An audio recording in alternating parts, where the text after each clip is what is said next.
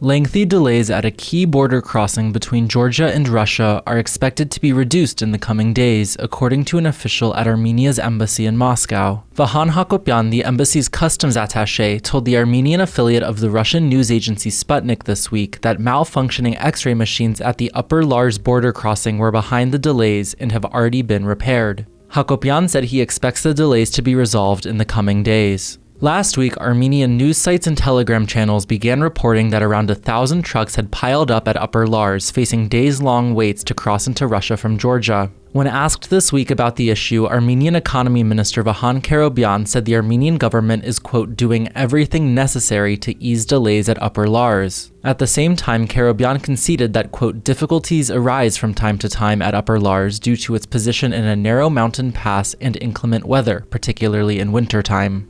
After conflict broke out in Abkhazia and South Ossetia, and Azerbaijan sealed its border with Armenia in the early 1990s, Upper Lars became landlocked Armenia's only overland route to Russia, its main trading partner. While exact numbers are difficult to come by, it is understood that the lion's share of Armenia's trade with Russia goes through Upper Lars. Over the years, regular delays at Upper Lars have led to repeated calls for Armenia to develop an alternative maritime route to Russia via the Black Sea, but that has so far failed to materialize. Just last week, the head of the Russian online retailer Wildberries, Tatyana Bakalchuk, lamented that trade with Armenia is hindered by the, quote, bottleneck of Upper Lars, adding, quote, we constantly have problems with customs at Upper Lars. Physically, that checkpoint cannot handle a large number of cars. Upper Lars gained international attention last September when tens of thousands of Russians fleeing to Georgia to avoid Moscow's partial mobilization overwhelmed the border crossing. Money transfers to Armenian banks by individuals outside the country nearly tripled year-on-year from January to March, hitting almost $1.6 billion. More than 3/4 of the transfers came from Russia, according to figures kept by Armenia Central Bank. Armenia's banks continue to record windfall profits as unprecedented sums of money pour into the country's financial system. Last year, individuals transferred more than $5 billion to banks in Armenia, marking a new record for the country, with about 70% of that total coming from Russia alone. On the back of those profits, Armenia's banks are now paying record-high taxes. Armenia's 17 largest banks together paid nearly $53 million in taxes last quarter, an increase of almost 58% compared to the first 3 months of last year. Remittances from Armenians living outside the country, especially in Russia, have historically played a significant role in Armenia's economy. But the surge in transfers since last year is different. It's also due to Russians moving their savings abroad en masse in response to Russia's full-scale invasion of Ukraine. In 2022, Russians also transferred record amounts of money to a number of other former Soviet countries, including Georgia, Kazakhstan, Kyrgyzstan, and Uzbekistan.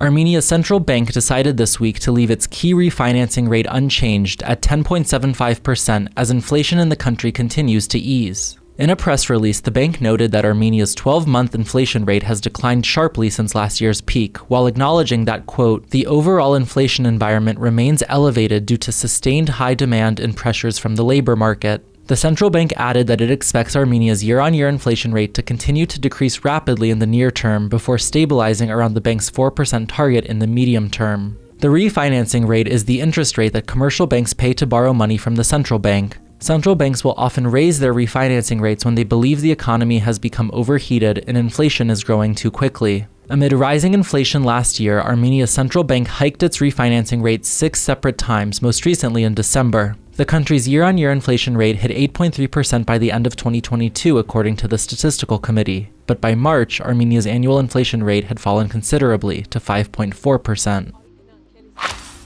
Prime Minister Nikol Pashinyan announced last week that the Armenian government raked in upwards of $760 million in taxes last month, marking a new record for the country. Quote, there has never been a month in the history of Armenia when so much money entered the state budget, Pashinyan told ministers at his weekly cabinet meeting. Figures from Armenia's State Revenue Committee show that more than $1.9 billion flowed into Armenia's state coffers since January, representing year-on-year growth in tax collection of about 20%. The lion's share of that total was contributed by Armenia's 1,000 biggest companies, a group whose top slots have long been dominated by firms involved in energy, mining, and tobacco production. Armenia's tax chief Rustam Badasyan told CivilNet earlier this year that his team is focused on, quote, improved tax administration and discipline among a number of other priorities. To that end, Badasyan has pledged to crack down on Armenia's untaxed shadow economy, estimated at about $260 million, or just over 1% of the country's GDP.